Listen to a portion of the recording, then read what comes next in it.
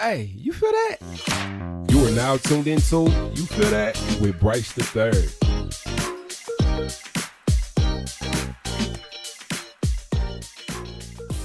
Yo, and welcome to another episode of You Feel That with Bryce the Third, the best podcast there is for aspiring change makers looking to learn to master their emotions. Here's where we learn to become compassionate, understanding servant leaders, one episode at a time. I, of course, am your host, Bryce the Third, and the big question is this: how do I, as an ambitious entrepreneur, learn to master my emotions in a way that allows me to continuously show up and do the next scary thing that could potentially take my career and life to the next level? And with that said, I want to talk about mental health. Mental health is a conversation that I think is a newer conversation, especially in the Black community. I think that is a foundational conversation to be had because when we're talking about change making, when we're talking about being entrepreneurial, when we're talking about creation, like below all those things are us, the vessel of which we create through. So if we're not taken care of, if we're not paid attention to, if we're not given love and held in compassion, that's why I teach compassionate courageousness, because it's very important that we handle ourselves in such a way that allows for us to take care of ourselves in the midst of creating the important things that we want to create. And I think that that's why this show exists. I think that's why the spaces that I want to create exists, because I think the conversation needs to be had around driven behavior without the emotional wellness, the driven behavior without the attention paid to my mental health, going for something and the going for the thing being the end all be all, which is every time I see it, it's a crash and burn situation. You know, people have their goals, their sights set on this thing, and then they get the thing, and then the thing doesn't satiate whatever it was inside of them that they were looking for. And so they go and get the next thing. And it's this driven lifestyle that, without stopping to take a second to ask ourselves, like, how do we feel? Stopping to take a second to ask ourselves, like, what is it that I truly desire in my life? What brings me fulfillment? How am I looking to affect my community? How am I looking to express myself? What do I need to feel fulfilled? Without asking those questions, like, a lot of stuff be empty. And some of this driven behavior, I mean, if you look at the Black community, like, there are some underlying traumatic experiences that may even drive how driven we can be.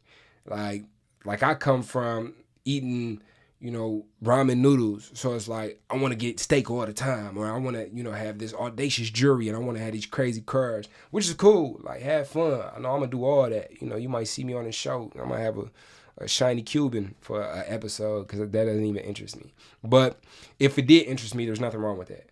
But I'm learning that fulfillment is important when it comes to anything that we create. And fulfillment cannot be had without the conversation around what it is that I want, what it is that I intend, and why do I intend or do I want these things. So if I want jewelry, cars, money, just for the sake of wanting jewelry, cars, and money, then I will be filling a cup with no bottom, because there'll never be enough. I can get it, and I won't be, my craving won't be satiated. So it's like looking to see where this craving comes from.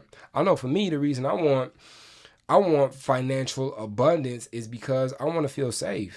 I come from, neighborhoods where they were shooting on the corner when I was at work doing a job that I didn't necessarily rock with, but I'm there to make money so I can support my family. Meanwhile, my family back at the crib calling me like, come home, they shooting type stuff. Like that's the environments I come from. So there is an underlying, like, oh, I just want to be safe. Like, I just want to be safe. I want to be able to lay my head down and have peace of mind that allows me to be creative. And that's another thing that I want. I want to be creative. I want to be able to take off and go and write my next book in the woods for a month and a half.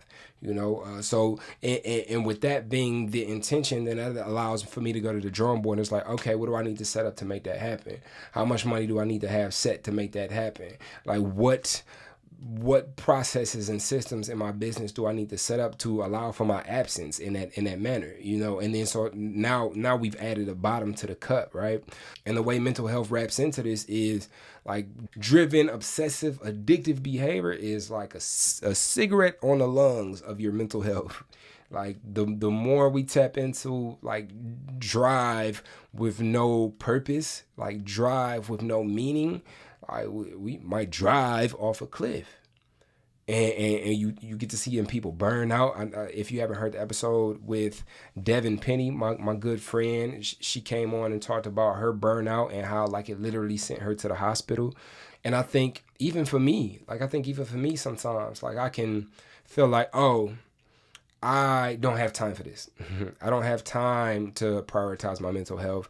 I have to get these things done. I have to get some money. I have to make a successful business.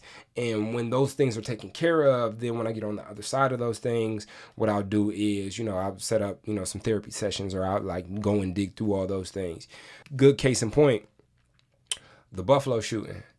When I heard about it, me as a black man, it was crazy. Is the first thought that came to mind was, I can't pay attention to this shit. Like, it's tough enough being out here trying to create things as a black man. Like, I don't need any more anxieties. Like, I don't want to have to worry about going to get taco shells from the store and get some other shells. Like, I don't want to have to worry about that. Like, so finger on my ear, I can't hear it. And maybe, I'll grieve and, I'll cry and I'll stop and I'll pause when I'm in a stable, safe circumstance. That was my first thought, and I prioritize openness and transparency because I really want to share my experience with you. Like there's things that I've experienced that it's like, I just don't have time to stop because I need to build this thing that I'm building. But what ends up happening is that becomes interwoven into my process, into how I show up for my business, into how I show up for the spaces that I create, into the products I build, into the opportunities I build out. Like that lack of attention to self will translate in anything that I create. So it's important for me to pay attention to my mental health now, in the process, right now, in this moment, while I'm experiencing it, so I can attend to myself. And then what ends up happening is it becomes perpetual energy. Now the things that I build will be built on a solid foundation. So there's no way for it to crumble. There's no breakdown to happen. There's no burnout to happen. There's nothing that I can't look at because I'm looking at it as I go. Mental health is important. Mental and emotional health is important.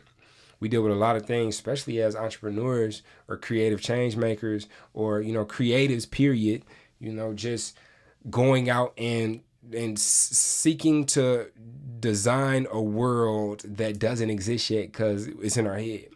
Seeking to put a dent in the earth that hasn't been put there yet, or seeking to create something that nobody has a reference point for because it's in my head, and asking and hearing no, and trying to make it happen with this, but it doesn't happen with that, and learning how to pivot, and like all of these things, these gymnastics that we learn to do with our emotions and our mentality. Like, if we don't pay attention to ourselves and what it is that we need in the midst of this, like we'll be fucked up. I was looking for another word to say that, but there's no other word to say that.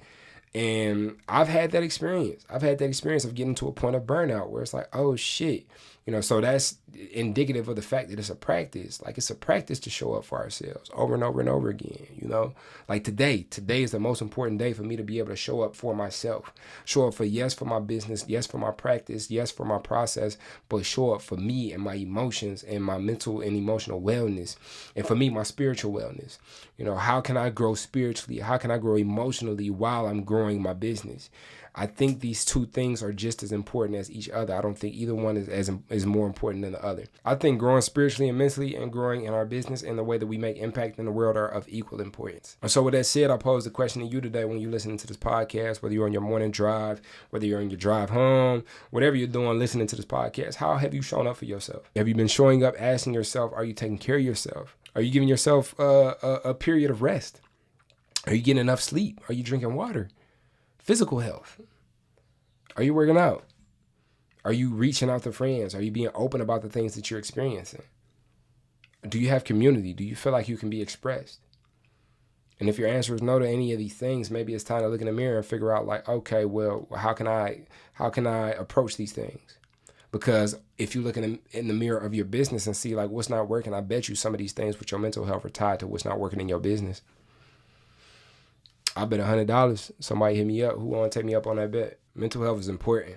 This won't be the first or the last time that we talk about this. I know we've talked about spiritual wellness, mental health all throughout the show. But I really want to zoom in on the fact that this is essential. We can't skip over this. It's like going without water. You're a human. Biologically, you are 99.9% water. You got to drink water. You are water. Not paying attention to your emotional and your mental health is going to lead you to crash and burn. Nobody wants that, at least not us here at You Feel That. We don't want that because we feel it all, right? We feel it all, and we learning to master our emotions. Mastering our emotions does not mean suppressing our emotions. Mastering our emotions means allowing ourselves to show up for whatever emotions show up. Whatever in our experience shows up, we can show up for it.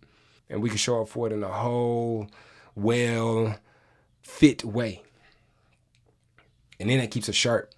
Then we build the best businesses. Then we make the best impact. Then we inspire the most people. Then we build the best platform. It's a 1-2 thing. So, how are you taking care of yourself? And I challenge you to do one thing this week that maybe you've never done before when it comes to tending to your mental and spiritual wellness. Look into get you a massage. Look into meditation. Look into yoga.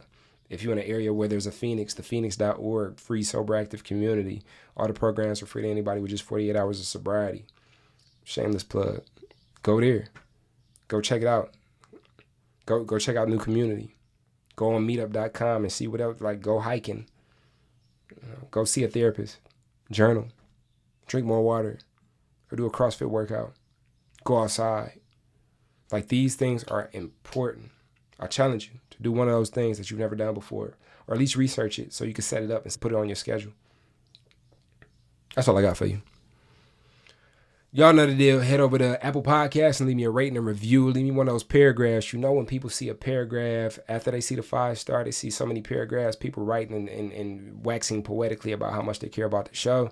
That makes them excited, and then they want to be a part of the community. And then we got more of us, and then we just multiply because we don't die, we multiply. You feel me? Nah, but this is important. This is important that like a show like today like gets out to as many people as possible.